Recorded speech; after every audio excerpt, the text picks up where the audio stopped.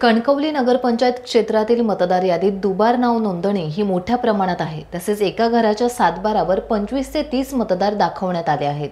असे असताना या दाखवण्यात आलेल्या मतदारांचे भाडे करार घेतला जातो का याची प्रशासनाने पाहणी करावी। काही गावातील नागरिकांचे मतदान हे नगरपंचायत भागासोबतच ग्रामीण भागात देखील आहेत। हे नागरिक दोन्ही ठिकाणी मतदान करतात। अशा मतदारांना एकाच ठिकाणी मतदान करण्याचा हक्क द्यायला हवा। काही मतदार जर दोन्ही ठिकाणी मतदान करत असतील तर त्यांच्यावर प्रशासनाने कारवाई करायला हवी।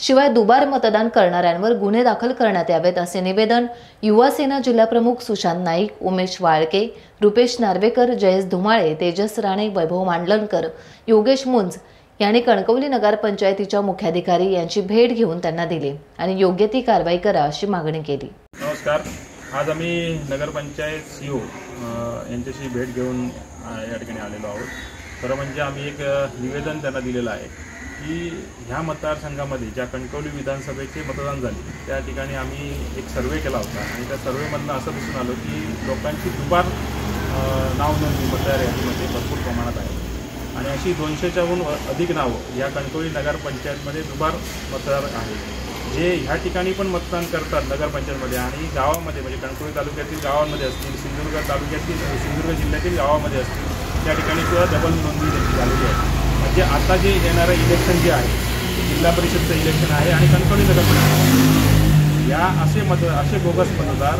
हे नगरपंचायतमध्ये सुद्धा मतदान करणार आहेत आणि गावामध्ये सुद्धा ज्या जिल्हा परिषदचे इलेक्शन होणार आहेत, पंचायत समितीचे इलेक्शन होणार आहेत त्या ठिकाणी सुद्धा ते मतदान करणार आहेत आणि त्यामुळे बोगस मतदानाचं प्रमाण त्या पद्धतीने वाढणार आहे। खरं म्हणजे हे बोगस मतदान होता कामा नये यासाठी आम्ही एक सर्वेक्षण केला होता आणि त्या सर्वेक्षणाप्रमाणे पूर्ण यादी त्या मतदाराचं नाव, तो मतदार पुढचा आहे आणि त्या मतदाराचा पुढचा नंबर या ठिकाणी अशी यादी आम्ही एक तयार केलेली आहे। ती यादी आम्ही या सीओंकडे सादर केलेली आहे आणि आज हा शेवटचा दिवस नाव नोंदणीचा ऑब्जेक्शन घेण्याचा आहे आणि त्या पद्धतीने आम्ही ती यादी त्याच्याकडे दिलेली आहे। या दुबार जे मतदार जे दुबार मतदान करतात त्यांच्यावरती आमचा आक्षेप आहे आणि हा आक्षेप घेण्यामागे एकच उद्देश आहे की ह्या मतदारांनी डबल मतदान करता कामा नये। त्यांनी जिल्हा परिषदमध्ये पण मतदान करायचं आणि इथे पण मतदान करायचं असं होता कामा नये। कारण हे जे असं जे मतदान करतात ते केवळ आणि केवळ पैशासाठी मतदान केलं जातं। त्यामुळे तशा मतदारांना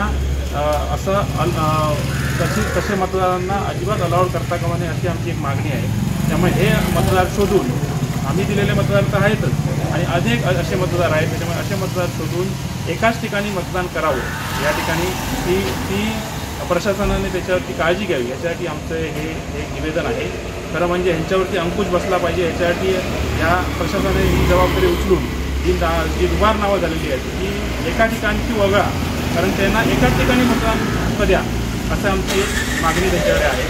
असं जर कोण दोन ठिकाणी मतदान करत असेल तर त्याच्यावरती त्या मतदारावरती गुन्हा नोंद करण्याची आम्ही त्यांच्यावरती एक मागणी केलेली आहे आणि जर ह्या पद्धतीने जर होऊनसुद्धा आम्ही तक्रार करूनसुद्धा जर ह्या पद्धतीने मतदान झालं म्हणजे जिल्हा परिषदमध्ये पण झालं आणि कणकवली नगरपंचायतमध्ये झालं तर ह्या मतदारांवरती गुन्हे नोंद झालेच पाहिजेत। ह्या प्रशासनावरती सुद्धा वचक बांधण्यासाठी आम्ही कोल्हापूर सर्किट बेंचमध्ये जनहित याचिका दाखल केल्याचे राहणार नाही यांच्या प्रशासनाच्या विरोधात आणि ह्या सीओंच्या आणि जे निवडणूक आयोग आहेत त्यांच्या विरोधात।